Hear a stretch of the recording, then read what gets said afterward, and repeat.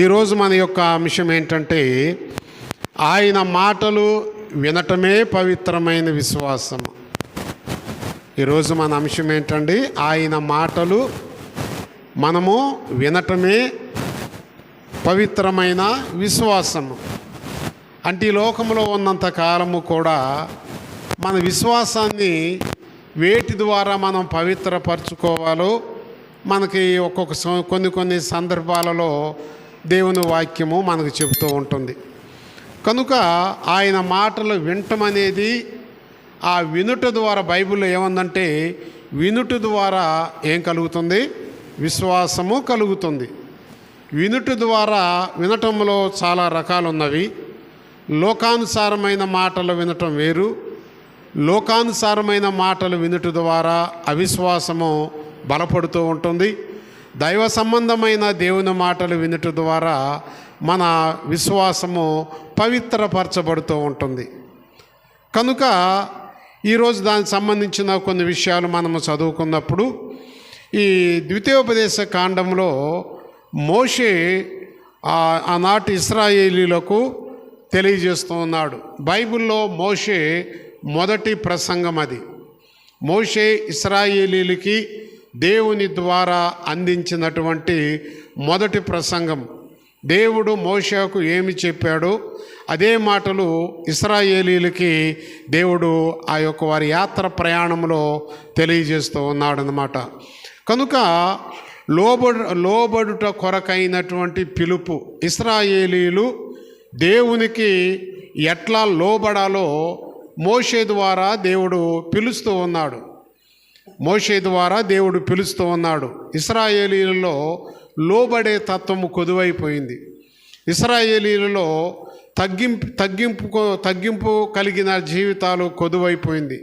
కనుకనే ఆ లోబడుట ఏ రీతిగా ఉండాలో, దేని ద్వారా ఒక మనిషి లోబడే తత్వము నేర్చుకుంటాడో దేవుని ద్వారా మోషేతో ఇశ్రాయేలీలకి తెలియచేయమని ఇక్కడ తెలియజేస్తూ ఉన్నాడు. లోబడుటలో ఉన్నటువంటి దేవుని పిలుపు, అదే ద్వితీయోపదేశ కాండము 4వ అధ్యాయము 1వ వచనాన్ని మనము చదువుకుంటే, ద్వితీయోపదేశ కాండము 4వ అధ్యాయము 1వ వచనము. కాబట్టి చూడండి, మోషే ఇశ్రాయేలీలతో మాట్లాడుతూ ఉంటున్నాడు. ఈ ఉదయము ఈ సంఘముతో మాట్లాడుతూ ఉంటున్నాడు. ఇశ్రాయేలీయులారా, మీరు బ్రతికి మీ పితరుల దేవుడైన యెహోవా మీకిచ్చుచున్నటువంటి దేశములోనికి పోయి స్వాధీనపరచుకొనున్నట్లు మీరు అనుసరింపవలసిన విధులను కట్టడలను నేను మీకు బోధిస్తున్నాను, వినండి అంటున్నాడు. ఇక్కడ మోషే ఇశ్రాయేలీయులని పిలుస్తూ ఉన్నాడు. వారిలో దేవుని కట్టడ అనేది సరిగా లేదు. దేవుని కట్టడ లేని దేవుని బిడ్డలను మోషే పిలుస్తూ ఉన్నాడు. కట్టడ అనేది సంఘానికి చాలా అవసరము. కట్టుబాటు అనేది విశ్వాసులకు చాలా అవసరము. సంఘంలో కూడా సంఘ పెద్దలను నియమించుకుంటూ ఉంటారు. ఎందుకు అంటే సంఘాన్ని ఏ రీతిగా కట్టడిలో నడిపించాలి, క్రమంలో నడిపించాలి. ఆ సంఘ పెద్దలందరూ కూడా కూడుకొని కొన్ని విషయాలు మాట్లాడుకుంటారు. ప్రతి నెల కావచ్చు, లేకపోతే సమయము సందర్భం వచ్చినప్పుడు. ఎందుకయ్యా అంటే సంఘానికి ఒక కట్టడి అనేది అవసరము. సంఘానికి ఒక కట్టుబాటు అనేది అవసరము. కట్టుబాటు లేనటువంటి, కాపుదల లేనటువంటి గొర్రె కావచ్చు, గేదెలు కావచ్చు, పశువులు కావచ్చు, మనుషులు కావచ్చు, సంఘము కావచ్చు, కట్టుబాటు లేని సంఘము ఏమవుతుందో తెలుసమ్మా? అది చెడిపోతూ ఉంటుంది. ఎవరైనా కట్టుబాటు లేని కుటుంబం కూడా, తల్లిదండ్రుల కట్టుబాటు బిడ్డలకు లేకపోతే ఆ బిడ్డలు ఏమైపోతారండి? వాళ్ళు చెడిపోతారు. అంతే కదా? అదే రీతిగా సంఘానికి, దైవ నిర్ణయంతో కూడిన కట్టుబాటు లేకపోతే ఆ సంఘము ఏమైపోతుంది? విచ్ఛిన్నమైపోతూ ఉంటుంది. కాబట్టి ఈ కట్టుబాటు ఉండాలి అంటే ఆ క్రమము అనేది ఒకటి ఉండాలి అని దేవుడు నిర్ణయించి ఆయన మోషే ద్వారా ఇశ్రాయేలీలతో మాట్లాడుతూ ఉంటున్నారు. మీరు సరైన విధానంలో జీవించండి.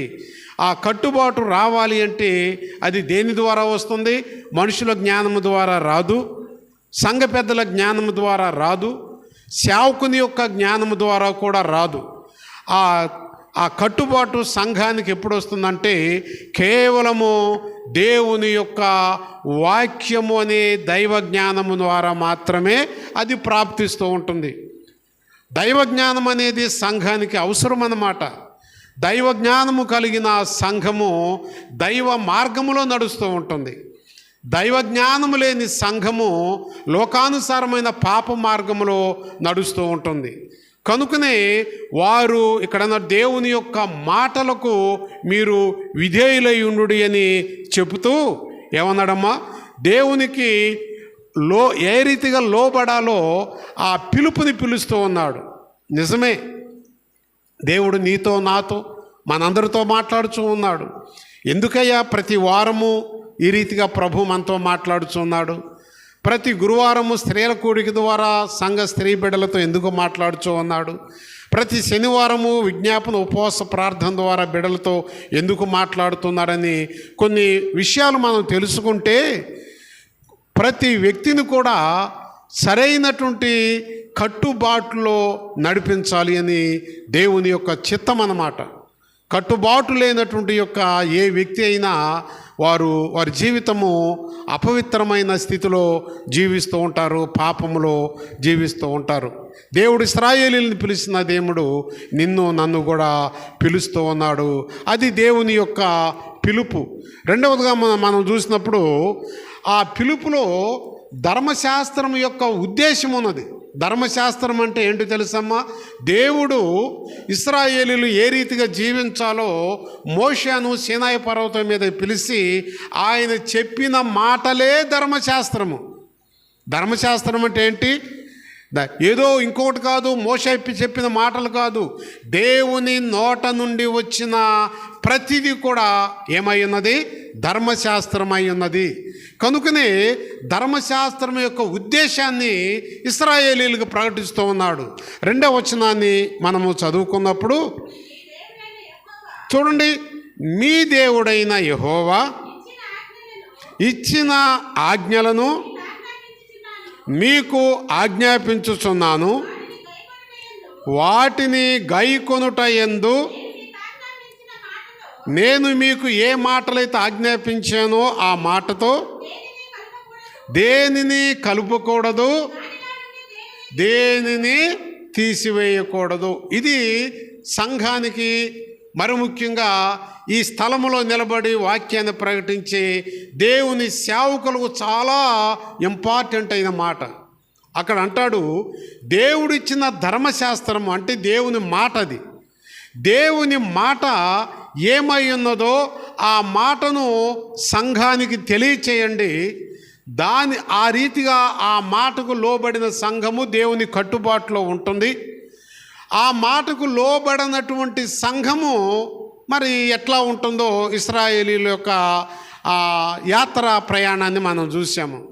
కాబట్టి ఈ సేవకులకి ఈ మాట ఎందుకు చెప్తున్నాడంటే, ఎప్పుడు కూడా సేవకుడు ఈ స్థలములో నిలబడి దేవుని మాటలు ప్రకటించేటప్పుడు తన సొంత జ్ఞానము ఎక్కడైనా ఉపయోగించాడు అంటే తప్పకుండా సంఘానికి రావలసిన శాపము లేని మాటను కలిపినటువంటి సేవకుడు ప్రాప్తిస్తూ ఉంటుంది ఆ శాపం అనేది.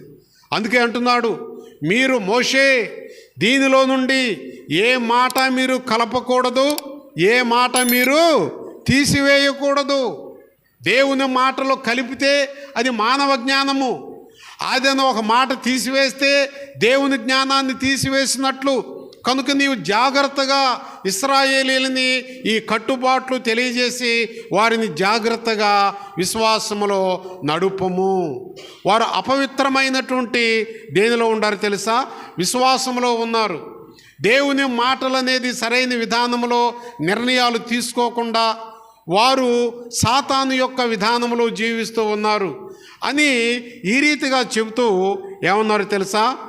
వారు తనకు దొరికినటువంటి వారు ఏమైపోయారు తెలుసా?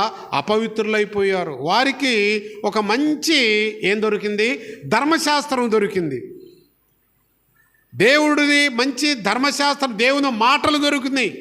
దేవుని మాటలు దొరికినా వాళ్ళు ఏమయ్యారు తెలుసమ్మా? అపవిత్రులైపోయారు. కారణం ఏంటి? దేవుని మాటకు లోబడల. బైబిల్ చెబుతుంది, హోషేయ గ్రంథము 9వ అధ్యాయము 10వ వచనాన్ని మనము చదువుకుంటే, హోషేయ గ్రంథము 9వ అధ్యాయము 10వ వచనము.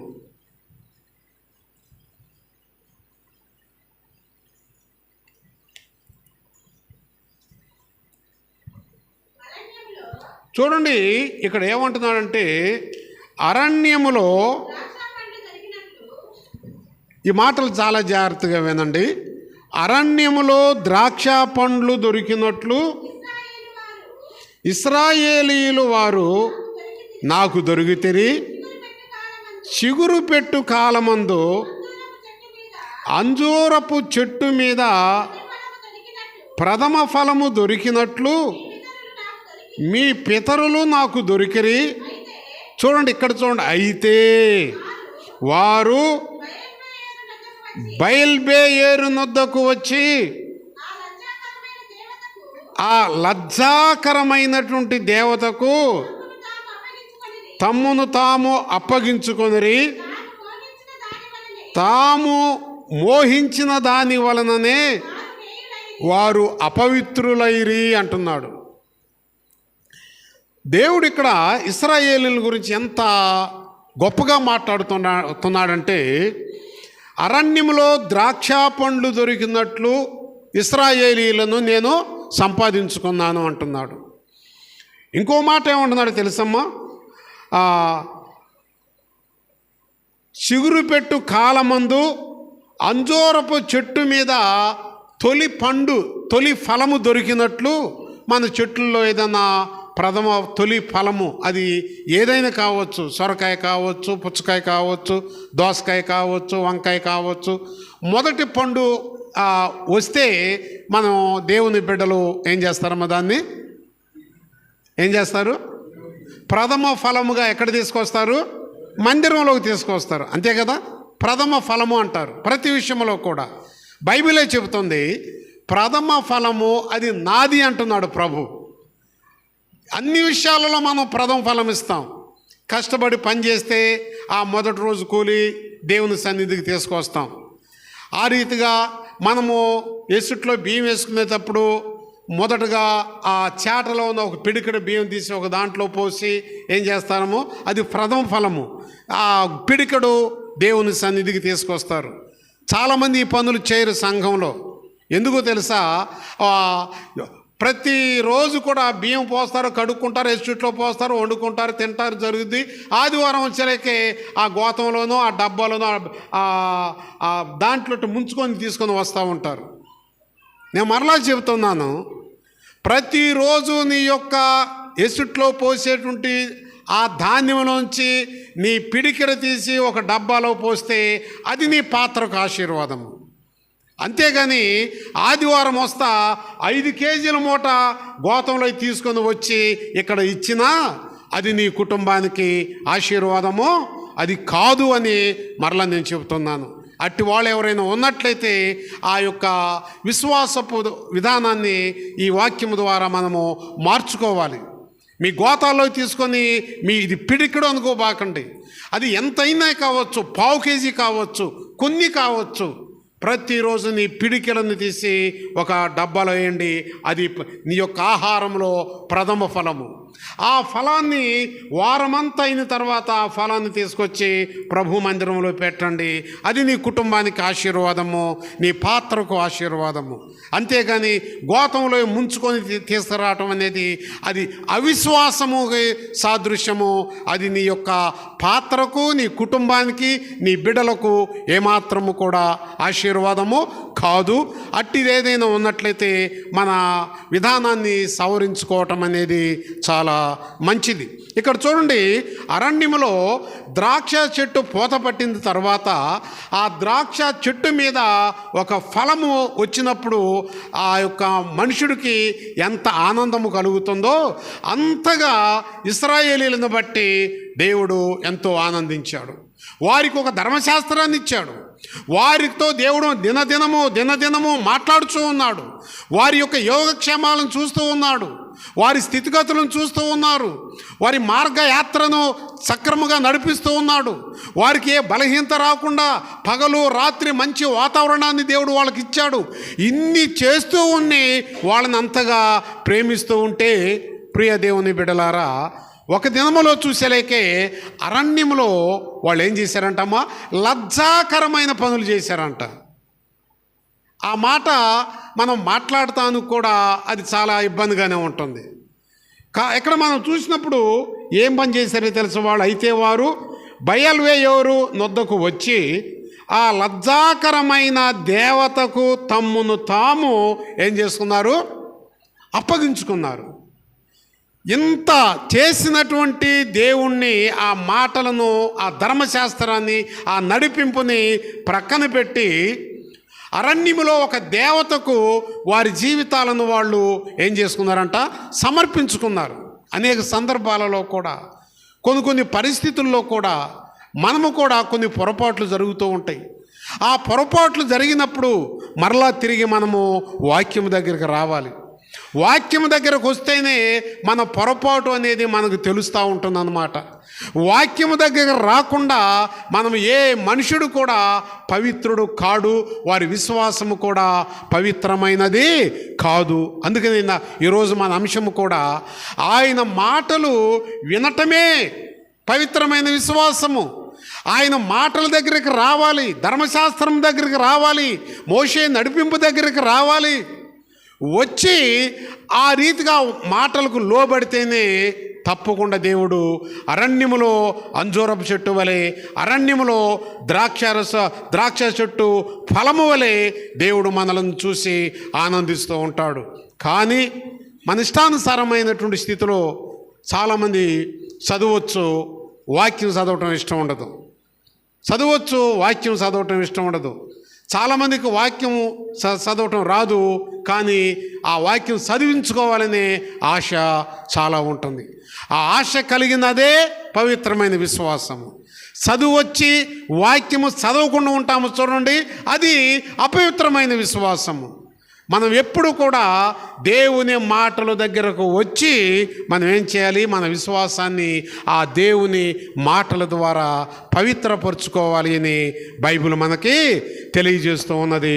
ప్రియ దేవుని సంగమ, బైబిల్లో మనం చూసినప్పుడు మీరు లజ్జాకరమైనటువంటి దేవతకు తమ్మును తాము ఏం చేసుకున్నారంట, సమర్పించుకున్నారంట. తాము మోహించిన దాని వలె ఏం చేశారమో వాళ్ళు హేయులైరి. హేయము అంటే అపవిత్రమైనది. అపవిత్రమైన జీవితాన్ని వాళ్ళు జీవించడానికి సిద్ధపడ్డారే, కానీ పవిత్రమైన ప్రయాణము చేస్తూ పవిత్రమైన విశ్వాసము కలిగి పవిత్రమైన దేవుడు చూపించే కానానుకి వాళ్ళు ప్రవేశించటము వాళ్ళు ఇష్టపడలేదు. కారణం ఏంటి తెలుసా? దేవుని మాటలను వాళ్ళు అసహించుకున్నారు. లజ్జాకరమైన దేవతకు వారి జీవితాన్ని వాళ్ళు ఏం చేసుకున్నారు, సమర్పించుకున్నారు. కాబట్టి ఇశ్రాయేలీయుల యొక్క వారు యాత్ర సరైన విధానంలో కొనసాగలేదు. ఈ యొక్క దినములో ప్రియ దేవుని బిడలారా, ఆనాడు దేవుడు మోషే ద్వారా ధర్మశాస్త్రమును ద్వారా దేవుడు ఆనాడు ఇశ్రాయేలీలతో మాట్లాడిన దేవుడు ఈనాడు నీతో నాతో పరిశుద్ధాత్మ దేవుడు మాట్లాడుతూ ఉన్నాడు. వాక్యము ద్వారా పరిశుద్ధాత్మ దేవుని యొక్క స్వరము వాయిస్ ద్వారా దేవుడు నీతో నాతో మాట్లాడుతూ ఉన్నాడు. మనము ఏదైనా సరే దేవునికి విరోధమైన ఏ పని చేసినా ఆ పనికి దేవుడు పెట్టిన పేరు ఏదంటే లజ్జాకరమైనటువంటి. దాని గురించి నేను ఇంకా పూర్తి అర్థమైతే ఈ స్థలంలో ఉండి నేను చెప్పలేను అన్నమాట. కాబట్టి దేవునికి విరోధమైన ఏ పని చేసినా అట్టివారు లజ్జాకరమైన మనుషులు. అట్టివారు ఏమై ఉన్నారు, వారి జీవితాన్ని దేవుని సమర్పణ నుంచి బయటకు వచ్చి వారు అటువంటి దేవతలకు వారి జీవితాలను సమర్పించుకున్నట్లు. అటువంటి సమర్పణ కలిగి ఉంటే తప్పకుండా మరి దేవుడు చూస్తాడు. ఆయన ఉగ్ర ప్రేమ కలిగిన దినాల్లో ఉన్నాము కాబట్టి ఆయన ఇంకనూ ప్రేమించాడు, ఇంకనూ ప్రేమిస్తూనే ఉన్నాడు. కల్వరి సిలువలో తన చివరి రక్తపు బొట్టు కార్చినంత వరకు కూడా ఆయన కొట్టే వారి కోసం, దూషించే వారి కోసం, తిట్టే వారి కోసం, గడ్డాలు పెరికి వేసే వారి కోసం, రకరకాల అవమానకరమైన మాటలు మాట్లాడే వారి కొరకై ఆయన ప్రార్థన చేస్తూనే ఉన్నాడు. ప్రియ దేవుని బిడలారా, ఎందుకో తెలుసా? ఆయన ప్రేమ కొలతలేనిది, ఆయన ప్రేమ విస్తారమైనది, ఆయన ప్రేమ ఎవరు కూడా దానిని ఊహించలేనిది. అట్టి ప్రేమతో ప్రేమిస్తున్నాడు కాబట్టి లజ్జాకరమైన పనులు మనం చేస్తున్నా, హేయమైన పనులు మనం చేస్తున్నా ఈ స్థలములో ఉండి దేవుణ్ణి పాడుతూ ఉన్నాం. ఈ స్థలంలో ఉండి ప్రభుని ఆరాధిస్తూ ఉన్నాం. ఈ స్థలంలో ఉండి దేవుని మాటలు వింటున్నామంటే దాని అర్థమేంటి తెలుసా? మనలో అటువంటి అపవిత్రమైన హేయమైన పనులు ఉండి కూడా ఈ స్థలంలోకి వచ్చిన దేవుడు మనలను కాపాడుతూ ఉన్నాడంటే విస్తారమైన కల్వరి ప్రేమ మన ఎడల ఉన్నది కాబట్టే ఈ స్థలంలో మనం నిలబడి ఉన్నాం. లేకపోతే మీరేమో నాకు తెలియదు కానీ నా యేసయ్య కలవరి ప్రేమ నా ఎడల లేకపోతే నేను ఈ స్థలంలో మరి ఈ స్థితిలో ఉండేవాడిని కాదు. ఆయన విస్తారమైన ప్రేమను మన ఇష్టానుసారంగా వాడుకోవటం కాకుండా ఆయన వాక్యము మనకు చెప్తూ ఉన్నాడు. ఆ వాక్యముకు మనం ఏమై ఉండాలి? వాక్యం అనే పిలుపుకి మనం లోబడాలి అని బైబిల్ మనకి తెలియజేస్తూ ఉన్నాడు. అందుకనే బైబిల్లో మనం చూసినప్పుడు ఎఫెసీ పత్రిక దగ్గరికి మనం వచ్చినప్పుడు అక్కడ క్రైస్తవులకు ఉన్న శత్రువుల గురించి చెబుతూ ఉన్నాడు. క్రైస్తవులకి ఎవరున్నారమ్మా? శత్రువులు అంట. ఇక్కడ కూడా ఒకరికొకరు శత్రువులు ఉన్నారు, లేరా?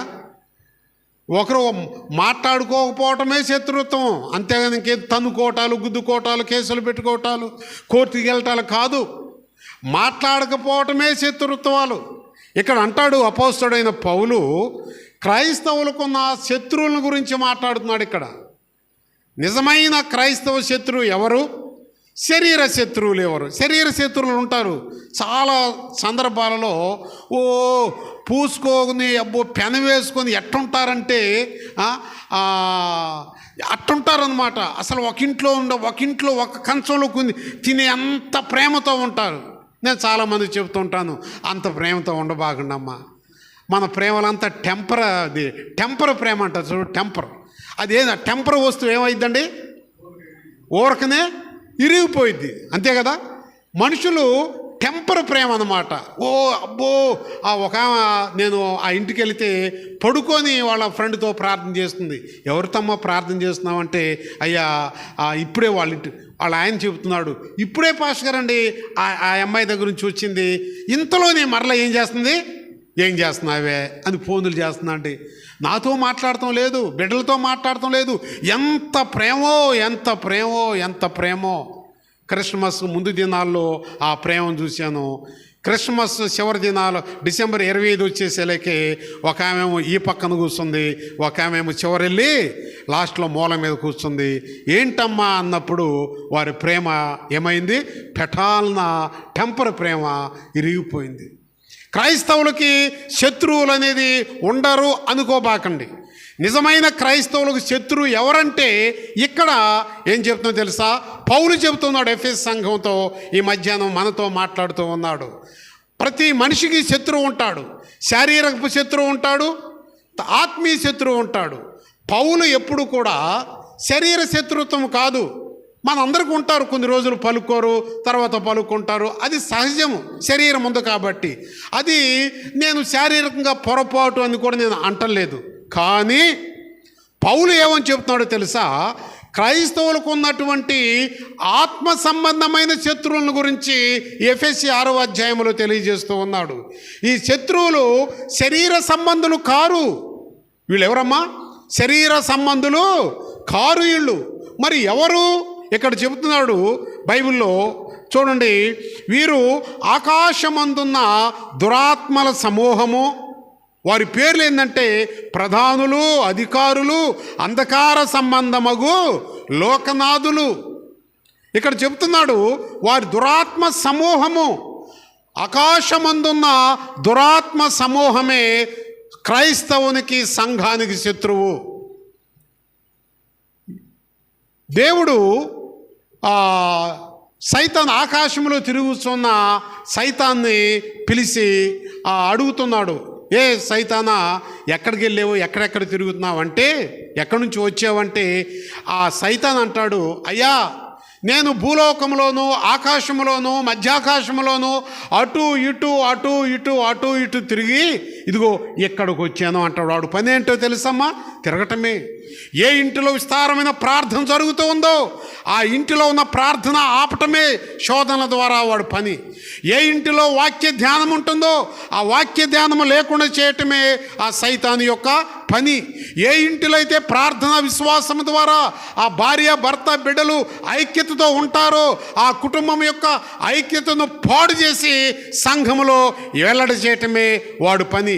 ఏ వ్యక్తి అయితే ఆబ్సెంట్ లేకుండా దేవుని మందిరానికి వచ్చి దేవుణ్ణి ఆరాధిస్తూ ఉంటారో ప్రియ దేవుని బిడ్డలారా, ఆ ఆరాధన లేకుండా ఆ ఇంటిలో దేవునికి దూరం చేయటమే వాడి పని. వాడి పని ఏంటి?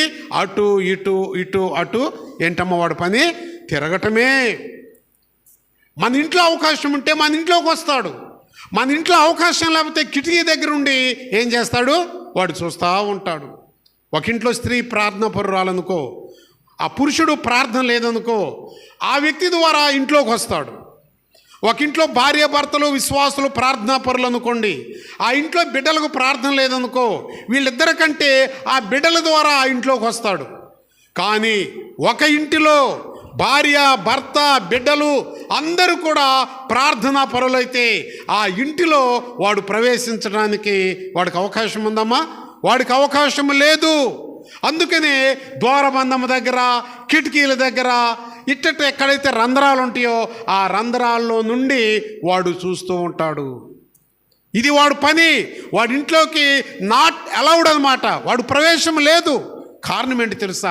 ఆ ఇంటిలో ప్రార్థన శక్తి ఉన్నది. ఆ ఒంటిలో ప్రార్థన శక్తి ఉన్నది.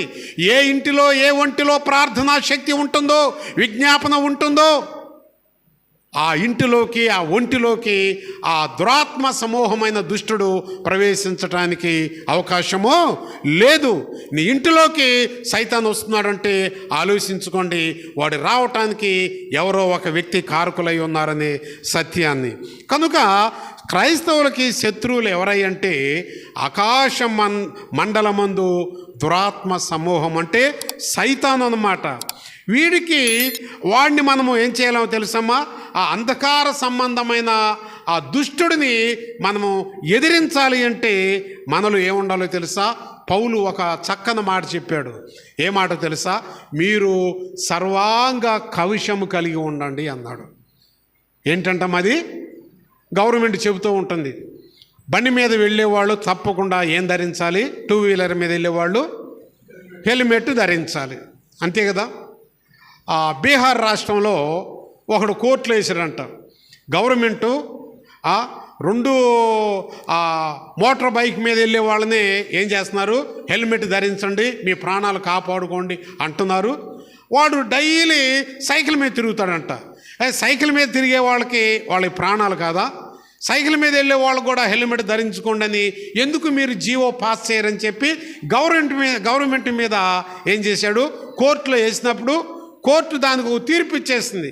నిజమే, ప్రాణం అంటే లారీలో వెళ్ళినా, బస్సులో వెళ్ళినా, కారులో వెళ్ళినా, బండి మీద వెళ్ళినా, సైకిల్ మీద వెళ్ళినా, నడిచి వెళ్ళినా సరే ప్రాణమే. కాబట్టి మరి బైసికల్ మీద వెళ్ళే వాళ్ళు కూడా హెల్మెట్ ధరించాలని ఒక జీవో పాస్ చేయండి అని చెప్పేసి ఆ బీహార్ నితీష్ కుమార్కి కోర్టు సమన్లు ఇచ్చేసింది, ఆర్డర్ ఇచ్చేసింది.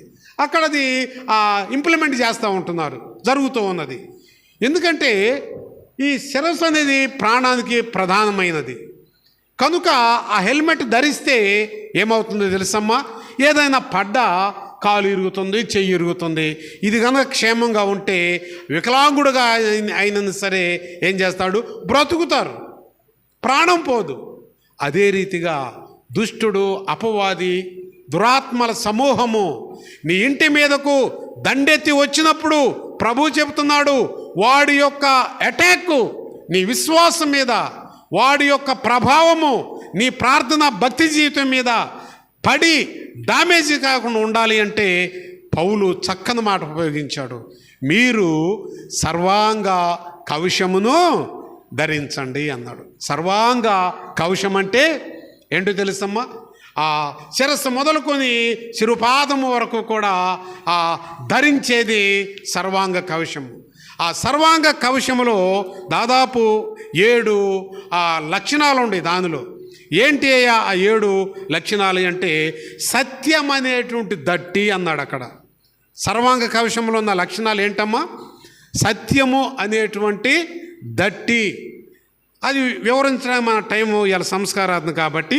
రెండవది అన్నాడు నీతి అనేటువంటి మైమరుపు అన్నాడు. మూడవదిగా సిద్ధ మనసు అన్నాడు. నాలుగవదిగా సిద్ధ మనసు అనే జోడు. నాలుగవదిగా ఏమన్నాడు తెలుసమ్మా, విశ్వాసము అనేటువంటి డాలు అన్నాడు. ఐదవదిగా రక్షణ అనే శిరస్త్రాణము, హెల్మెట్ అన్నమాట, రక్షణ అనే శిరస్త్రాణము. ఆరవదిగా వాక్యము అనేటువంటి ఖడ్గము. ఏడవదిగా ప్రార్థన మెళుకువ, మెళుకువ అనేటువంటి ప్రార్థన. ఇవన్నీ కూడా సర్వాంగ కవచములో, ఆ ధరించబడిన కవచములో, సర్వాంగ కవచములో ఉన్నటువంటి లక్షణాలు. ఈ 7 లక్షణాలు ఏ క్రైస్తవ ప్రార్థన పవిత్రమైన విశ్వాసం కలిగిన వ్యక్తిలో ఉంటాయో, ఈ లక్షణాలు దురాత్మల సమూహము, శత్రువులు, వారి నుంచి వచ్చేటువంటి యొక్క ప్రతి ఆపద నుండి కూడా ఈ లక్షణాలు మనలను ఏం చేస్తూ ఉంటాయి, కాపాడుతూనే ఉంటాయి. నన్ను కాపాడుతూనే ఉంటాయి, మనలందరిని కాపాడుతూనే ఉంటాయి. ఈ 7 లక్షణాలు పేరు ఏందో తెలుసా, సర్వాంగ కవచము. నాకు కాళ్ళుండి, నాకు చేతులుండి, తల ఉంది, నాకు కళ్ళు, చెవులు, ముక్కులు ఇవన్నీ ఉండి, ఇవన్నీ ఉండా నన్ను ఏమంటారు తెలుసా, బర్నబాసు అంటారు, ఒకే పేరుతో. ఈ 7 లక్షణాలను కలిపి పౌలు పెట్టిన పేరేదో తెలుసండి, సర్వాంగ కవచము. ఈ సర్వాంగ కవచములో ఈ లక్షణం ఏదైనా ఒక్కటి కొదువైనా ఆ ఆకాశ మండలము లేదా తిరిగేటువంటి ఆ మన శత్రువైన దుష్టుడు ఒక్కటి కొదువైన ఆ స్థలంలోకి వచ్చి ఏం చేస్తాడో తెలిసిన వాడు మన పవిత్రమైన విశ్వాసాన్ని అపవిత్రమైన స్థితిలో పాడు చేయటానికి వాడు ఎంటర్ అవుతూ ఉంటాడు. 7 లక్షణాలు సంఘ విశ్వాసికి అవసరము. 7 లక్షణాలు మన విశ్వాసాన్ని పవిత్రపరచటానికి దోహదపడుతూ ఉంటాయి. మీరు గృహాలకు వెళ్ళిన తర్వాత, మీరు వెళ్ళి భోంచేసిన తర్వాత చాలామంది పడుకుంటారు, చాలామంది ముచ్చట్లు, చాలామంది టీవీలకి రకరకాల పనులు చేసుకుంటూ ఉంటారు, ఇంటి పనులు కూడా. దానికంటే ముందు మీరు వెళ్ళి భోంచేసిన తర్వాత ఈ లక్షణాలు చదువుకుంటూ సత్యమను దట్టి నాకుందా లేదా, నీతి అనే మైమర్పు నాకుందా లేదా, సిద్ధ మనసు నాకుందా, ఇట్లా ఒక్కొక్క దాన్ని మనము చదువుకొని మనకి అన్వయింపజేసుకుంటే మనలో ఆ సర్వాంగ కవచము కలిగిన మనలో ఎంత డామేజ్తో మన సర్వాంగ కవచం ఉన్నదో మనకు తెలుస్తూ ఉంటుంది.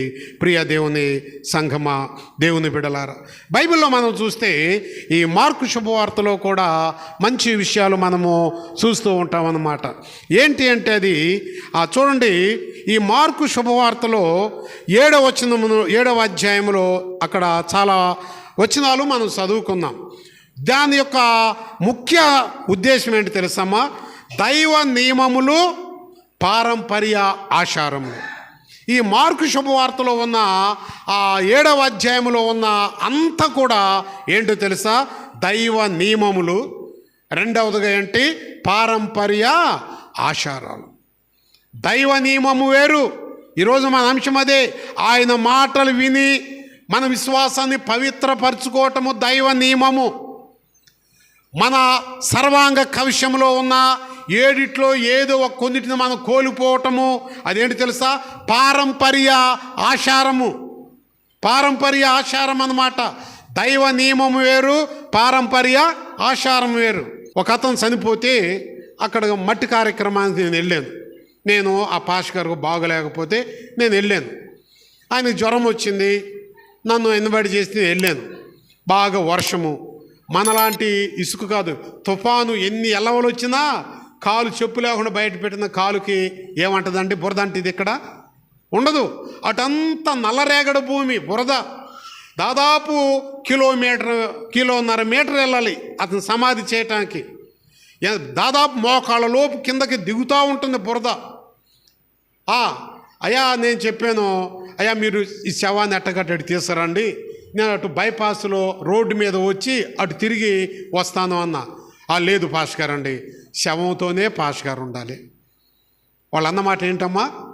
శవంతోనే ఎవరు ఉండాలంట? పాష్ గారు ఉండాలి. అక్కడ దింపుడు కాలం దగ్గర దింపుతారు అనుకోండి, వాళ్ళ అబ్బాయి వచ్చి పిలుస్తాడు. ఆయన ఒకవేళ అంటే మరి పాష్ గారు ప్రార్థన చేయాలిగా అక్కడ వాళ్ళు చెప్పటం. కాబట్టి ఈ ఆచారం పారంపర్య ఆచారము. కాబట్టి మీరు శవంతోనే రావాలి. సరేనా? అట్ట అంగీ లేకుండా ప్యాంట్ వేసుకుని ప్యాంట్ మీద వస్తానంటే లేదండి, అంగీతోనే రావాలి, శవంతోనే రావాలి, బురదలో రావాలి, అంగీతో రావాలి. ఇక ఏం చెప్తాను? ఇక అంగీ మీద ప్రార్థన చేసి మరి అంగీ అంతా కూడా పైకి పట్టుకొని సంకలో పెట్టి వేసుకున్న అంగీని ఇక ప్యాంట్ అంతా పైకి మడిస్తే ఒక్కొక్క అడుగు తీసి అడుగు వేయాలంటే ఎంత కష్టంగా ఉందో. 1.5 కిలోమీటర్ బారు అన్నమాట. అంత దూరం వెళ్ళాలి. చూడండి, ఆ సంఘములో ఉన్న ఆచారాలు ఎంత మనుషులని, సేవకుడిని, బంధువులని ఇబ్బందికరమైన పరిస్థితిలో నడిపించిందో. చాలా బాధపడ్డాం. నేనే కాదు, బంధువులు కూడా, వచ్చిన వాళ్ళు కూడా. ఏ ఊరు? దరిద్రపు ఊరు అని చెప్పి అటు తీసుకురావచ్చు కదంటే కుదరదంట. అటు మంచి రోడ్డు, తార్ రోడ్డు ఉన్నది, సమాధుల దగ్గరకు ఉంది, అటు తేగూడదంట. ఆ ఇళ్ళోళ్ళు ఒప్పుకోరండి శవం అటు పోతే. ఇట్లా మనుషుల్లో చూడండి, మన విశ్వాసము పవిత్రత లేనప్పుడు మనుషుల్లో ఏముంటుందో తెలుసమ్మా? పారంపర్య సంబంధమైన ఆచారాలు ప్రవేశిస్తూ ఉంటాయి. మరి ఇక్కడ కూడా కొన్ని ఆచారాలు ఉండయో లేదో నాకు తెలియదు, కానీ ఉంటాయి. ఆచారాలకి ప్రయారిటీ ఇచ్చే మనుషులు చాలామంది ఉంటారు. కానీ దైవ నియమము కలిగిన వారు ఆచారాలకు ఏం చేయరు? ప్రయారిటీ ఇవ్వరు. దైవ నియమము అంటే మన విశ్వాసము పవిత్రమైన విశ్వాసం కలిగి ఉండుట. పవిత్రమైన విశ్వాసము ఎప్పుడు కూడా ప్రభు వైపే చూస్తూ ఉంటారు, ప్రార్థన చేస్తూ ఉంటారు. ఆచారాలు, సిద్ధాంతాలు, కట్టుబాట్లు, మత నియమాలు దేనిని కూడా వాళ్ళు లెక్క చేయరు. ప్రియ దేవుని బిడ్డలారా, ప్రతి విషయంలో కూడా దేవుని మీద ఆధారపడతారు. నీవు నేను కూడా అంతే, మన అందరము కూడా అంతే. ప్రతి విషయంలో కూడా పారంపర్య ఆచారాల వైపు వెళ్లకుండా ప్రతి విషయంలో కూడా ఏం చేయాలి? దేవుని మీద ఆధారపడాలి. ఇంటికి వచ్చిన తర్వాత అంటున్నారు, కాళ్ళు కడుక్కో పాష్ గారు అంటున్నాడు. తర్వాత అంటున్నారు, వెళ్ళిపోతుంటే నాకు ఆకలయ్యి అదిగో బుడ్డి చూడు పాష్ గారు అంటున్నారు. ఇవన్నీ కూడా ఏంటో తెలుసమ్మా? ఆ కాళ్ళు కడుక్కోకుండా, బుడ్డి చూడకుండా నాకు షుగర్ పేషెంట్ని, నీరసం వస్తుంది, అన్ని కిలోమీటర్లు నడిచి వెళ్ళి బురదలో తిరిగి వచ్చేలేకే బలహీనుడినైపోయాను, ఆకలి అవుతుందామంటే వాళ్ళు ఆకలి ఎక్కువ, వాళ్ళకి కాళ్ళు కడుక్కోవటం ఎక్కువ, ఆకలి ఎక్కువ, వాళ్ళ బుడి చూడటం ఎక్కువ. కాబట్టి పారంపర్యాచారాలు ఏం చేస్తాయో తెలుసా, మనిషిని దేవుడి నుండి ఏం చేస్తూ ఉంటాయి అమ్మ, అవి దూరం చేస్తూ ఉంటాయి. దేవుని వైపు నుండి మనిషి విశ్వాసాన్ని అవిశ్వాసంలోకి నడిపిస్తూ ఉంటాయి. అందుకనే ఈ 7వ అధ్యాయం అంతా కూడా దైవ నియమము, పారంపర్య ఆచారము. అందుకంటాడు ఇక్కడ మనం చూసినప్పుడు ఆ 1-2 వచనంలో చదవద్దు కానీ ఏమంటాడు తెలుసా, ప్రభు శాస్త్రులు పరిచయులు అక్కడికి వచ్చి వాళ్ళు ఏం చేస్తున్నారంటే ప్రభుని ప్రశ్నిస్తూ ఉంటున్నారు. ఎవరమ్మా వాళ్ళు? శాస్త్రులు పరిచయులు. వాళ్ళు ప్రభుని ఏం చేస్తున్నారు, వాళ్ళు ప్రశ్నిస్తూ ఉంటున్నారు. ఆచార అలవాట్లు కలిగిన వారు ప్రభువునే కాదు, పాస్టర్ గారినే కాదు, సంఘ పెద్దలను కూడా ఎవరినైనా ప్రశ్నిస్తారు, వారిలో ఆచార నియమాలు ఉన్నంత వరకు కూడా. వాళ్ళు ప్రభు దగ్గరకు వచ్చారు. పరలోకం నుండి మేరీ గర్భం ద్వారా లోకంలోకి వచ్చిన వాక్యము యేసయ్య ఉన్నాడు. ఆ యేసయ్య అనే వాక్యము దగ్గరకు వచ్చి ఆ వాక్యాన్ని ప్రశ్నిస్తూ ఉన్నారు. ఇదిగో నీ శిష్యులను చూసావా, అన్నిలో మార్గంలో యేసయ్య శిష్యులతో వెళుతుంటే వాళ్ళు ఏదో ఆకలి ఏదో తింటుంటే వాళ్ళు అంటున్నారు, మీ శిష్యులను చూసావా, వాళ్ళు ఏం చేస్తున్నారు? 1వ వచనాన్ని మనం చదువుకుంటే 7వ అధ్యాయము మార్కు శుభవార్త 1వ వచనము చూడండి. మళ్ళీ వాళ్ళు ఎక్కడున్నారో తెలుసా, మా పరిచయులు ఎక్కడున్నారంట? యెరూషలేములో నుంచి వచ్చిన పరిచయులను, శాస్త్రులలో కొందరును యేసయ్య దగ్గరకు వచ్చి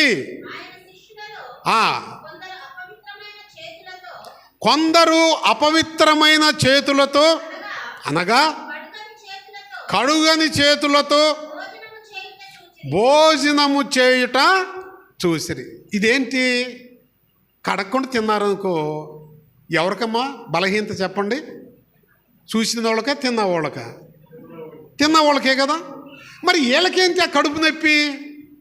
ఆచారపు నొప్పి. అది ఆచారపు కడుపు నొప్పి.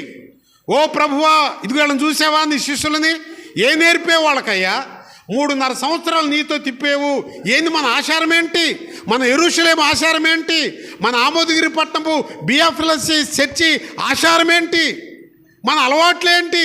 వాళ్ళు చూసావా, వచ్చారు అదరా బదరా, వాళ్ళు ఏం చేస్తున్నారు? చేతులు కడుగుకోకుండా వాళ్ళు తింటున్నారు.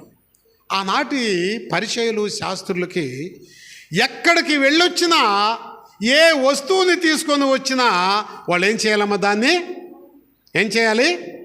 వాళ్ళు శుద్ధి చేయాలంట. షేబ్రోల దగ్గర యూదులు ఉన్నారు, ఒక 70 కుటుంబాలు ఉండి అక్కడ షేబ్రోల దగ్గర. నేను ఒకసారి అక్కడికి వెళ్ళాను కొన్ని తెలుసుకుందామని చెప్పి.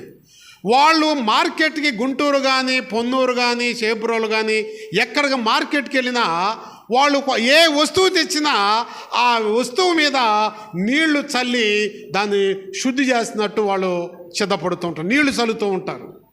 ఏ వస్తువు వచ్చినా అదే యూదుల ఆ ప్రాంతంలోనైతే ప్రతి వస్తువును కూడా నీళ్లలో ముంచి తీస్తారన్నమాట. అది అపవిత్రమైనది, దీన్ని పవిత్రపరిస్తేనే ఇది నా ఇంట్లోకి వస్తుంది. పవిత్రపరచకుండా నా ఇంటిలోకి వస్తే నా ఇల్లంతా అపవిత్రమవుతుందని. ఏది తర్వాత కిందకి మీరు చదువుకోండి, ఏ వస్తువు తెచ్చినా ఏం చేస్తారు? వాళ్ళు నీళ్లతో కడిగి వాళ్ళ ఇంట్లో తీసుకొస్తారు. నేను ఆ షేబ్రోల దగ్గర ఉన్న వాళ్ళతో అడిగాను, ప్రతిదీ చేయాలయా? చేస్తాం సార్ మేమన్నారు. మరి ఆ చింతపండు ఉంది కదా, చింతపండు మార్కెట్లో తీసుకొని వస్తారు, మరి అది దాని సంగతి ఏందన్నా? దాన్ని కూడా నీళ్ళలో ఏం చేస్తాము? నీళ్ళలో పెట్టి దాన్ని ఇట్టట జాడిచ్చి తీసుకెళ్తారు. అన్నీ అండి. కారణం ఏంటి తెలుసా? వారి ఆచారము. కానీ దైవ నియమం అనేది ఆచారాన్ని ఏం చేస్తుంది? కప్పివేస్తూ ఉంటుంది. దైవ నియమం అనేది అపవిత్రమైన విశ్వాసాన్ని శుద్ధి చేస్తూ ఉంటుంది. దైవ నియమం అనేది ఇంకా ఏం చేస్తుందో తెలుసమ్మా? మరి మన విశ్వాసాన్ని పవిత్రపరుస్తూ ఉంటుంది. అందుకని ఇక్కడ 5వ వచనాన్ని మనం చదువుకుంటే 7వ అధ్యాయం 5వ వచనము. మార్కు శుభవార్తమ్మ. అప్పుడు పరిసయ్యులలో శాస్త్రులను మీ శిష్యులు ఎందుకు పెద్దల యొక్క పారంపర్యాచారము చొప్పున నడుచుకొనక అపవిత్రమైన చేతులతో భోజనము చేస్తారు అని ఆయనను అడిగారు. చాలమ్మ. ఇక్కడ చూడండి, మీ శిష్యులు ఎందుకు, వాళ్ళు ఏమన్నారు తెలుసా? పెద్దల పారంపర్యాచారము, పెద్దల దగ్గరికి వెళ్ళారు. వాళ్ళ నియమాలు ఎందుకు పాటించట్లేదంటే అక్కడ ఆయన అంటాడు, 14వ వచనంలో అంటాడు అక్కడ, అదే అధ్యాయం 14-15 వచనం. అప్పుడు ఆయన జనసమూహమును మీరు ఎందుకు నా మాటలు విని గ్రహించుడి. ఇక్కడ అంటున్నాడు, బయట నుండి లోపలికి వెళ్ళేది మనుషుని అపవిత్ర చెయ్యలేదు, ఏదియూ లేదు, కానీ లోపల నుండి బయటకు వెళ్ళినదే మనుషుని అపవిత్రునిగా చేయను. ఫైనల్గా ఈ మాట చూడండి, వాళ్ళకి బుద్ధి వచ్చే మాట మాట్లాడారు. ఆచారం, పెద్దల ఆచారం అంట. ఆ పెద్దలు చెప్పింది మీరు ఎందుకు చేయట్లేదు అన్నప్పుడు ప్రభు వాళ్ళతో మంచి మాట అన్నాడు. బయట నుండి వెళ్ళింది మనిషిని ఎప్పుడు కూడా అపవిత్రునిగా చెయ్యదు. మనం ఎన్నెన్నో తింటున్నాం, ఏదైనా మనల్ని అపవిత్రం చేస్తుందమ్మా. ఇక మన మించినటువంటి స్థాయిలో తింటే అది డైజెషన్ ప్రాబ్లం వచ్చింది. మన కంట్రోల్లో కనుక ప్రతి మనిషి కూడా కంట్రోల్ ఫుడ్ అనేది కనుక తీసుకుంటే బయట నుండి వెళ్ళేది ఏది కూడా ఎన్ని తింటాం, ఉదయం లేచిన కాడ నుంచి సాయంకాలం పడుకునే దాకా ఈ కడుపుని ఒక విధంగా చెప్పాలంటే ఒక విధంగా మనకు ఒక కుడితొట్టు లాంటిది. ఇది ఎన్ని వేస్తామమ్మ దీంట్లో. ఉదయం లేచిన వెంటనే టీ పోస్తాం, తర్వాత ఏం చేస్తాము, టిఫిన్ వేస్తాం. ఆ టిఫిన్లో నేను ఇక్కడే చూసా, ప్రతి హోటల్లో కూడా 3 చట్నీలు ఉంటాయి. ఇక్కడ కారపొడితో 4. మా పేటలో అట్టు ఉండదు, బొంబాయి చట్నీ ఉండదు, అక్కడ ఎక్కడా ఉండదు అటు. ప్రతి 4 చట్నీ మీద చట్నీ అన్నీ వేస్తూ ఉంటారు. ఇడ్లీ మొక్క తుంచుకొని వాళ్ళు ఏం చేస్తారు, దాన్ని ఇంకెట్టని దాన్ని తింటూ ఉంటారు. ఎన్ని రకాలు తింటాం, కూరలు, ఆహారాలు. ఆదివారం వస్తే 2-3 ఐటమ్స్ ఎన్ని తింటామో, ఇన్ని బయట నుంచి మనం తిన్నా మరలా తెల్లారి సోమవారం లేచి పనికి వెళ్తూ ఉంటాం. మనమేనా రోగస్తులమై ఉంటామా, బలహీనులమై ఉంటామా? ప్రభువు చెబుతున్నాడు, ఓ ఆచార నియమాలను పాటించే పరిసయ్యులారా, శాస్త్రులారా, బయట నుండి లోపలికి వెళ్ళేది ఏది కూడా మనిషిని అపవిత్ర పరచదు, కానీ ఒకటి చెప్తున్నా వినండి, లోపల నుండి వచ్చేది మనిషిని ఏం చేస్తూ ఉంటుంది, అపవిత్రపరుస్తూ ఉంటుంది. లోపల నుండి వచ్చేది మాట అన్నమాట. ఒక మంచి మాట వస్తే నీ విలువను పెంచుతూ ఉంటుంది, ఒక చెడు మాట వస్తే నీ విలువను తీసివేస్తూ ఉంటుంది. లోపల నుండి ఎన్ని చెడు మాటలు మాట్లాడుతూ ఉంటామో, ఎన్ని పనికిమాలిన మాటలు, ఎన్ని వాక్యానికి విరోధమైన మాటలు, ఎన్ని ప్రార్థనకు విరోధమైన మాటలు, ఎన్ని భక్తికి విరోధమైన మాటలు మనం మాట్లాడుతూ ఉంటాము. కానీ అది మాత్రము మన వాళ్ళకి ఎట్లా ఉంటుందో తెలుసా, అవి మంచి మాటలు అనాలి, బాగా అనాలి. ఆ మాత్రం నోరు లేకపోతే ఆ పక్కామే ఎవరు అనసలేరు, అనాలి. అనమ్మా, అను, తిట్టు బాగా అను, ఇట్లా ప్రోత్సహిస్తూ ఉంటారు చెడు మాటలకి. కానీ ప్రభు అంటున్నాడు, నీ జీవితాన్ని అపవిత్రపరిచేది తినే ఆహారము కాదు, నీ జీవితాన్ని అపవిత్రపరిచేది మాట్లాడేటువంటి మాట అన్నమాట. నీ హృదయంలో పవిత్రమైన విశ్వాసముతో నీ హృదయంలో దేవుడిచ్చిన మాట నీ హృదయంలో ఉంటే నీ నోట్లో నుండి అదే మాట వస్తుంది. నీ జీవితము పవిత్రమైన విశ్వాసముగా నీవు ఉంటావు. నీ మాట నీ హృదయంలో కనుక వాక్యము లేకుండా, నీ హృదయంలో కనుక ప్రార్థన లేకుండా, నీ హృదయంలో కనుక విశ్వాసం లేకుండా ఉన్నట్లయితే నీ నోటి నుండి వచ్చే ప్రతి మాట నిన్ను, నీ కుటుంబాన్ని ఏం చేస్తుందమ్మా, అపవిత్రపరుస్తూ ఉంటుంది. స్త్రీలు భర్తలను ఇటువంటి ఘోరమైన మాటలు మాట్లాడుతూ ఉంటారు. మరలా మందిరానికి వచ్చి భక్తిగా జీవిస్తూ ఉంటాము. ఒక అతను నాతో అన్నాడు, నేను మందిరానికి రాకుండా ఉండటానికి కారణం పాస్టర్ గారు ఎవరో కాదయ్యా, నా భార్యే. చర్చిలోకి వచ్చి కూర్చొని అంతగా భక్తిగా ఉంటుంది, ఇంటికి వచ్చి చూడయ్యా ఆమె మాట ఎంత ఘోరంగా ఉంటాయో, భర్తలాగా మాట్లాడదు, నోటికి ఏది వస్తే అడ్డమైన మాటలు మాట్లాడుతూ ఉంటుంది. అంటే ఆమె ఎడల తన భర్తకు ఎందుకు అంత ప్రేమ లేదంటే, ఆమె లోపల నుండి వచ్చే మాటే భర్త ప్రేమ ఆమె నుండి దూరం అయ్యేటట్టు చేస్తూ ఉంటుంది. అంత మాత్రాన భర్తలందరూ పరిశుద్ధులే నేను అంటలేదు, పురుషులు కూడా అంతే. చాలామంది స్త్రీలు వేదన చెందుతూ ఉంటారు.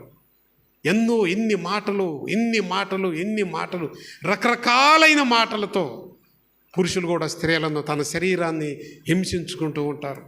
చాలామంది స్త్రీలు తల్లులకు చెప్పుకోలేక, బయటకు చెప్పుకోలేక, మనుషులకు చెప్పుకోలేక, హృదయాల్లోనే వేదన చెంది ఆ బాధ భరించలేక నేను చాలామందిని చూశాను. పేపర్లో, టీవీల్లో, వార్తలో చూస్తూ ఉంటాం. ఎంతోమంది ఆత్మహత్యలు చేసుకున్న భర్తలను బట్టి ఆత్మహత్యలు చేసుకున్న స్త్రీలను నేను చూశాను. ప్రియ దేవుని బిడ్డలారా, కారణం ఏంటి తెలుసా? ఆ భర్త నోటు నుండి వచ్చినటువంటి మాట అన్నమాట. అదే ప్రభు ఇక్కడ అంటున్నాడు, ఓ పరిసయ్యులారా, ఓ శాస్త్రులారా ఆలకించండి. ఇదిగో వాళ్ళు చేతులు కడుక్కోకుండా తింటున్నారే, ఇది మన పెద్దల ఆచారం అంటున్నారే, మీ ఆచారాలను తీసుకెళ్ళి తగలబెట్టండి. లోపల నుండి వెళ్ళేది మనిషిని అపవిత్రపరచదు. బయట నుండి వెళ్ళేది మనిషిని అపవిత్రపరచదు. లోపల నుండి బయటకు వచ్చేది మనిషిని అపవిత్రపరిచింది. మీ మాటలు జాగ్రత్తగా ఉంచుకోండి, మీ ప్రవర్తన జాగ్రత్తగా పెట్టుకోండి.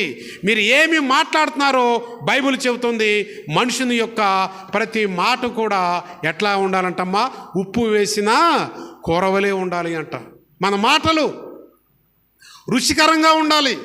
మందిరానికి వస్తూ నీవు నీ సమాజంలో, నీ ఇంటిలో, నీ ప్రక్కవారితో నీవు మాట్లాడుతూ ఉంటే నీ మాటలో ఉన్న రుచి ఆ బిడ్డను నేను కూడా ఆలయంలోకి వస్తే అంత రుచికరమైన జీవితాన్ని నేను జీవిస్తాను కదా అని నీ మాటను బట్టి ఒక వ్యక్తి ఆలయంలోకి రావాలి. ఉప్పు వేసిన కూరవలే ఉండాలి. ప్రియ దేవుని బిడ్డలారా, దేవుని సంఘమ. కాబట్టి ఆయన మాటలు వినుటయే పవిత్రమైన విశ్వాసము. కాబట్టి దేవుని మాటలు ఇశ్రాయేలీయులని లజ్జాకరమైన దేవతలకు వాళ్ళు పూజించారు కాబట్టి వాళ్ళు కానానులో ప్రవేశించలేకపోయారు. కానీ ఎఫెసీ దగ్గరకు వచ్చేసరికి మీ శత్రువులు ఎవరు ఉన్నారో మనుషులు కాదు, కానీ మీ శత్రువు క్రైస్తవ సంఘంతో అంటున్నాడు. మీ శత్రువు ఎవరయ్యా అంటే ఎవరని చెప్తున్నాడమ్మా? మరి ఆకాశ మండలంలో తిరుగుతూ ఉన్న దుష్టుడైన దురాత్మల సమూహము. ఆ దురాత్మల సమూహమును మీరు ఎదిరించాలి అంటే మీలో సర్వాంగ కవచము ఉండాలి. ఆ కవచములో 7 లక్షణాలు మీలో ఉండాలి అని చెప్తున్నాడు. పాత నిబంధన ఈ సువార్త పాఠ్య భాగంలోకి వచ్చేలకి ఏమంటున్నాడు తెలుసా? ఆచారాలు, కట్టుబాట్లు, సిద్ధాంతాలు కాదు, పరిచయులు, సద్దుకాయలతో శాస్త్రులతో చెబుతూ ఉంటున్నారు. మీరు మీ యొక్క లోపల నుండి వచ్చేటువంటి మాటలను జాగ్రత్తగా చూసుకొనండి. మీ మాట ఇతరులకు దీవెనకరంగా ఉండాలి. భార్య మాట భర్తకు ఆశీర్వాదకరంగా ఉండాలి. భర్త మాట భార్యకు ఆశీర్వాదకరంగా ఉండాలి. వాళ్ళిద్దరి మాటలు బిడ్డలకు దీవెనకరంగా ఉండాలి. అప్పుడు ఆ ఇంట్లో ఏముంటుందో తెలుసా? పవిత్రమైన విశ్వాసం ఉంటుంది. పవిత్రమైన విశ్వాసంతో కూడిన ప్రార్థన ఏ ఇంటిలో ఉంటుందో దుష్టుడు ఆ ఇంటిలోకి రావటానికి అవకాశం ఉండదు. ఇర్మియా అంటాడు, ఇదిగో మరణంను తీసుకొని దుష్టుడు మీ కిటికీల దగ్గర నిలబడి లోపల ఉన్న మీ వైపు తొంగి చూస్తున్నాడు అంటున్నాడు. లోపలికి రావడానికి అవకాశం లేదు. ప్రార్థన ఉన్నది, భక్తి ఉన్నది, విశ్వాసం ఉన్నది, వాక్యం ఉన్నది, వాడికి స్థలం లేదు. యేసయ్య కూడా ఒక చనిపోయిన వ్యక్తి దగ్గరికి వెళ్ళి బయటే నిలబడి ఉన్నారు. బయటే నిలబడి ఉంటే ఆ ఇంటి ఆయన అంటున్నాడు, రా ప్రభువా, రా ప్రభు అంటే ఆ ఇంట్లోకి వెళ్ళటానికి ఆయనకు స్థలం ఉందమ్మా? లేదు. ఎందుకు తెలుసా? ఆ ఇంటిలో బంధువులకు స్థలం ఉన్నది, కులస్తులకు స్థలం ఉన్నది, పెద్దలకు స్థలం ఉన్నది, ఏడ్చే వాళ్ళకి స్థలం ఉన్నది, డ్రమ్ములు కొట్టే వాళ్ళకి స్థలం ఉన్నది, రకరకాల అందరికీ స్థలం ఉన్నది. కానీ ఆ ఇంటిలో ఎవరికి స్థలం లేదు? యేసయ్యకి స్థలం లేదు. అప్పుడు ఆ ఇంటి ఆయన గ్రహించి ఆ ఇంట్లో వాళ్ళందరినీ బయటకు పంపించేశాడు. బయటకు పంపించిన తర్వాత అప్పుడు అన్నాడు, ప్రభువా రా నాయనా అన్నాడు. ఇల్లంతా ఖాళీగా ఉండేలకి యేసయ్య వచ్చాడు. ఇప్పుడు అక్కడ ఏముందో తెలుసమ్మా? ఆ ఇంట్లో ఎవరు ఉన్నారు చెప్పండి? ఒకటి మరణం ఉన్నది, రెండవది జీవం ఉన్నది. ఈ మరణపు జీవపు మధ్య యేసయ్య అక్కడ ప్రార్థన చేసినప్పుడు జీవమందు మరణము మృంగివేయబడింది. ఆ చిన్నది లేచి ఏమై ఉన్నది? నిలబడి ఉన్నది. ఆ ఇంటిలో లోకమంతా ఉన్నప్పుడు యేసయ్యకి స్థలం లేదు కనుకనే యేసయ్య సన్నిధి ఆ ఇంట్లోకి వెళ్ళలేదు. ఈ యొక్క మధ్యాహ్న కాల సమయంలో ప్రభు నీ నుండి నా నుండి అదే కోరుకుంటూ ఉన్నాడు. మరణము, వ్యాధులు, సమస్యలు మీ కిటికీల దగ్గర తొంగి చూస్తూ ఉన్నవి. మీ ఇంటిలో పవిత్రమైన విశ్వాసంతో కూడిన వాక్యముతో కూడిన ప్రార్థన మీ ఇంట్లో ఉంటే వాడు నీ ఇంటిలోకి రావటానికి అవకాశం లేదు. కాబట్టి ప్రియ దేవుని బిడ్డలారా, ఆయన మాటలు మనము ప్రతినిత్యము కూడా చదువుతూ వినుటూ మన పవిత్రమైన విశ్వాసము కలిగి ఆ దుష్టుడికి, ఆ సైతానికి మన ఇంటిలో, మన బిడ్డల మీద, మన సంఘం మీద ఎలాంటి ఆధిపత్యం లేకుండా ఆ దేవాతి దేవుని యొక్క ఆశీర్వాదాలు, దీవెనలు, మేలులు మనము, మన సంఘము, ప్రతి కుటుంబము పొందుకునేటువంటి యొక్క పవిత్రమైన విశ్వాసం కలిగి జీవించాలి అని మాటల ద్వారా తెలియజేస్తూ ఈ మాటలు ముగిస్తూ ఉన్నాను. దేవుడు ఈ మాటలు తన ఇనికిడిలో దీవించునుగాక. ఆమేన్. సమస్త జ్ఞానమునకు మించిన దేవుని సమాధానము యేసుక్రీస్తు వలన మీ హృదయములకు, మీ తలంపులకు తోడయ్యుండును గాక.